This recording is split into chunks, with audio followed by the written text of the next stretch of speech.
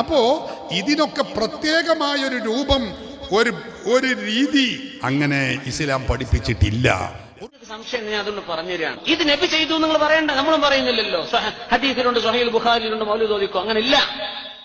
റസൂലിന്റെ സ്വഹാബികളോ നിബിതങ്ങളോ താബിഈങ്ങളോ റബീഉൽ അവ്വൽ ആചാരം നടത്തിയിട്ടില്ല എന്നത് ശരി തന്നെയാണ്.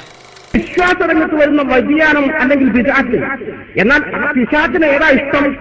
ഇമാം സുഫ്യാൻ സൗരി പറയുന്നു, നിങ്ങൾ ബിദ്അത്ത് അഹബ്ബുൽ ഇബ്ലീസ് മിനൽ മാസിയ, മനുഷ്യൻ തെറ്റ് ചെയ്യുന്നതിനേക്കാൾ കൂടുതൽ ബിദ്അത്ത് എന്ന അപകടകരമായ മാർഗത്തിൽ ചെന്നു ചാടാനാണ് പിശാചിന് ഏറ്റവും ഇഷ്ടം. കാരണം എന്താ? ലിഅന്നൽ ബിദ്അത്ത ലാ യുസാബു മിൻഹാ, ഒരാൾ ബിദ്അത്തിൽ അകപ്പെട്ടാൽ അത് തെറ്റാണെന്ന് ആൾക്ക് തിരിച്ചറിയില്ല, അതുകൊണ്ട് തന്നെ ഒരിക്കലും തൗബ ചെയ്യില്ല, ആ ബിദ്അത്തിൽ ശാശ്വതമായി മുന്നോട്ട് പോകും.